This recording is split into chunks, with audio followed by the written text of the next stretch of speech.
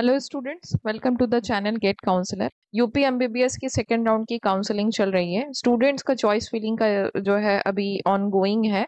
19 से स्टार्ट हो चुका है, 23 तारीख तक चलेगा। आज हम डिस्कस करेंगे इसी पॉइंट के बारे में कि चॉइस फिलिंग कैसे करें। क्या सिर्फ भर लेने से ही आपकी चॉइस फिलिंग डन है कि कॉलेज आपको जो है मिल जाएगा, या फिर आपके कुछ और भी पॉइंट्स हो सकते हैं जो कि आपको दिमाग में रखने चाहिए। जितना इजी दिखता है लेकिन वो ऐसा होता नहीं है। तो फिर कौन कौन से पॉइंट्स हो सकते हैं जो चॉइस फिलिंग के टाइम आपको याद रखने हैं और ऑन गोइंग है, तो आज की वीडियो में ये डिस्कस करेंगे ताकि आपकी जो 23 तारीख का तक जो है आप अपनी चॉइस फिलिंग करने वाले हो, उसमें आपको जो है हेल्प हो जाए कि कौन कौन से पॉइंट्स आपको याद रखने हैं अपने चॉइस फिलिंग के टाइम, ताकि आपको कॉलेज मिलने की पूरी अश्योरिटी रहे। तो वो कौन से पॉइंट्स हैं? तो फर्स्ट हम लोग देखते हैं कि चॉइस फिलिंग के टाइम जब भी आपके गवर्नमेंट कॉलेज और प्राइवेट कॉलेजेस जो पार्टिसिपेटेड इंस्टीट्यूट्स हैं, उसमें आप अपना जो नीट रैंक क्या लाते हो। अगर रैंक आपका जैसा है उस हिसाब से, और रैंक को याद में रखना है, साथ में कितनी सीट उस कॉलेज में है अवेलेबल, और उस सीट पर जो है कट ऑफ का क्या है लास्ट ईयर का पॉइंट, ये आपको ध्यान में रखना है। अगर आप किसी कैटेगरी से बिलोंग करते हो तो फिर वो कैटेगरी पर जो है कितनी सीट आई हुई है मैट्रिक्स में, और उसका कट ऑफ लास्ट ईयर से लेकर के पास्ट ईयर्स में कितना रहा है उसको, और लोकेशन कहाँ है। अगर आप सपोज बहुत ज्यादा डिस्टेंस में है, आउटर में है, और कॉलेज का ईयर क्या है, उसका जो है कैसा कॉलेज है, कौन से एकेडमिक ईयर में है, और इसको ध्यान में रखते हुए अपना प्रेफरेंस ऑर्डर डिसाइड करना है। उसी तरीके से प्राइवेट कॉलेजेस में भी सेम एज इट इज है। बस खाली एक इम्पॉर्टेंट पॉइंट है जो आपको बहुत तरीके अच्छे से याद रखनी है यूपी के कॉलेजेस के लिए, कि वहाँ पे फीस स्ट्रक्चर आपका क्या हो है कॉलेज का। एमबीबीएस में एडमिशन सपोज ले लिए, आपको लगा कि इसमें फीस स्ट्रक्चर 14 लाख तक ही आएगा, लेकिन आपने चॉइस में अगर गड़बड़ी से अगर कोई और कॉलेज भर दिया जिसकी फीस आप अफोर्ड नहीं कर सकते, तो फिर आपका जो है एक राउंड जो है मिस हो सकता है।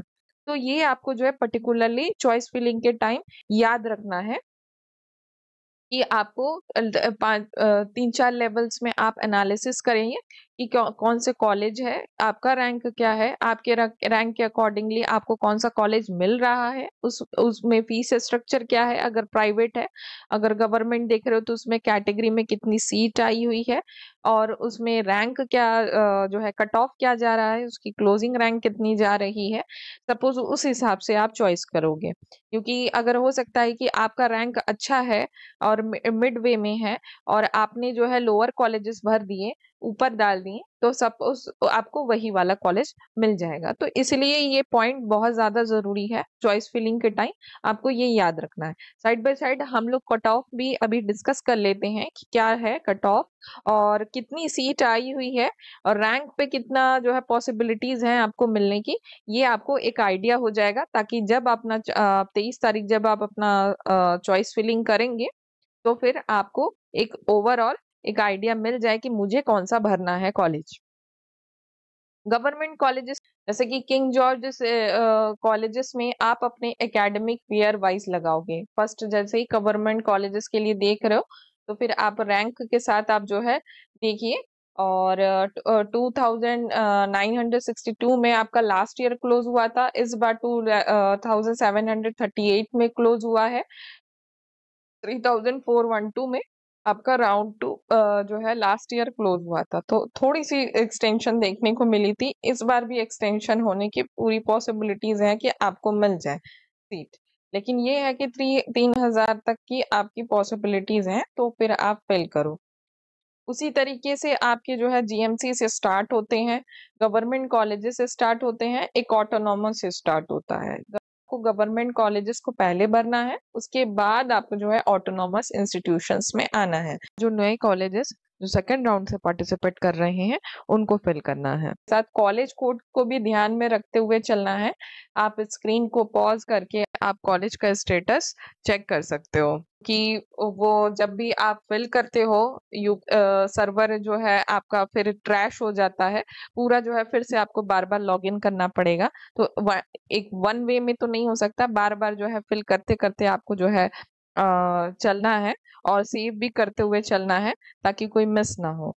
और इसी के साथ फिर आप जो है अपनी प्रेफरेंस ऑर्डर बनाते हुए चलेंगे कि लास्ट ईयर कितना गया और आपका रैंक जो है 30,000 के लमसम आ रहा है, तो फिर आप उस हिसाब से 30,000 के लमसम जितने भी आपके ऑटोनॉमस इंस्टीट्यूशंस आ रहे हैं उसको आप जो है फिल करेंगे। फिर फिल करते हुए साइट में साइट अगर 12 है तो अगर सबसे नजदीक कौन सा होगा उस कॉलेज को आपको पहले रखना है, और उसके बाद अगर मान लीजिए कि ईयर वाइज अगर आपका सामने ही है तो लोकेशन वाइज आपको सबसे जो नजदीक पड़ेगा उसको पहले रख सकते हो, प्रेफरेंस ऑर्डर फिर बनाइए। तो प्राइवेट कॉलेजेस के लिए भी आपको मोस्ट इम्पॉर्टेंटली जो है रैंक, अपना लास्ट ईयर का कट ऑफ और सीट्स कितनी आ रही हैं ये, प्लस आपका फीस स्ट्रक्चर, इसको तो इम्पोर्टेंटली ध्यान में रखना ही है। नहीं तो फिर वही हो सकता है कि आपको कॉलेज आपको चाहिए था 15 लाख के अंदर कॉलेज और आपका रैंक भी है, और उसके बाद आपका जो है 19 लाख का कॉलेज हो गया, तो फिर फ्री एग्जिट करना पड़ेगा आपको। फिर आप अगर एग्जिट कर जाते हो तो फिर आपका जो है फिर उस राउंड में जो है अगर आपको कॉलेज मिलता होता तो सीट वहां पे भर जाती हैं। तो फिर ये सारी चीजें एकदम ना करें, एकदम अश्योर रहें कि कौन सा कॉलेज आपको चाहिए और चाहिए, और उसका रैंक कैसा है, एकेडमिक्स क्या है, ईयर कैसा है, कॉलेज कोड कैसा है, फीस क्या चल रही है, ये आपको जो है एकदम दिमाग में रखना है। सपोज आपको जो है 11 lakhs का से अगर आपको जो है बजट आपका जो है स्ट्रेच कर सकते हो, आप अपना फीस स्ट्रक्चर अगर आप 18 lakhs तक अफोर्ड कर सकते हो तो फिर 18 lakhs की ही फीस वालों को टारगेट करना है, ऐसा नहीं है। पहले आप जो है अगर आपका रैंक जितना तक बन रहा है उस रैंक को जो है पहले आप ऑर्डर वाइज बनाइए कि 11 lakhs को पहले, 12 lakhs को पहले, फिर 13 lakhs को पहले, फिर 14 lakhs, फिर उसके बाद जो है 18 धीरे धीरे आप ऐसे चॉइस ऑर्डर बना सकते हैं।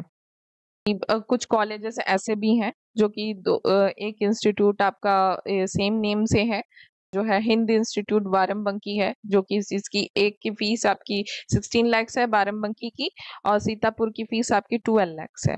और फीस स्ट्रक्चर के साथ जो है इसी वजह से कट ऑफ का ट्रेंड भी आपको देखने को मिलता है, तो ये आपको ध्यान में रखना है।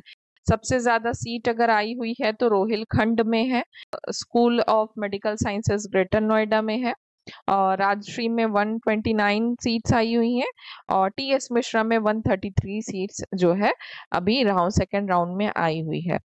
तो फिर अगर आपका टीएस मिश्रा का फीस देखे तो 18 lakhs है, रोहिलखंड की फीस आपकी 18 lakhs वाली है, और उसी तरीके से आपका school of medical sciences 15 lakhs की फीस वाली है।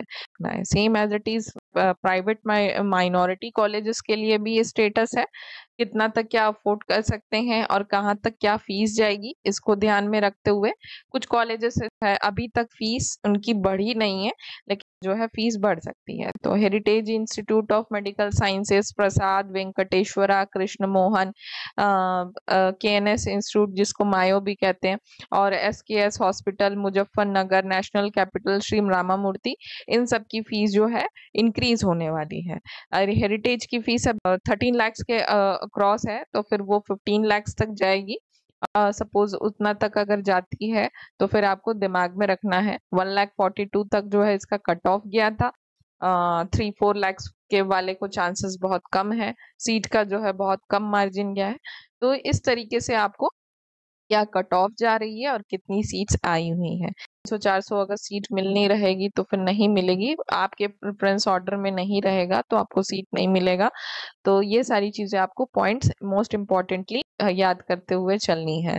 तो उस हिसाब से आप चॉइस फिलिंग कीजिए, 23 तारीख तक आपकी डेट है, और जैसे ही कोई भी यूपी स्टेट से रिलेटेड या फिर ऑल इंडिया कोटा से रिलेटेड कोई भी कट ऑफ या फिर इम्पोर्टेंट अपडेट आता है तो हम आपको तुरंत चैनल के थ्रू जो है बताने की पूरी कोशिश करेंगे। अगर आप जो है हमारी चॉइस फिलिंग में अगर आप हेल्प चाहते हो तो फिर आप दिए गए पोर्टल के नंबर पे आप कॉल कर सकते हो, और अपने चॉइस फिलिंग और एडमिशन्स के लिए ऑल द बेस्ट।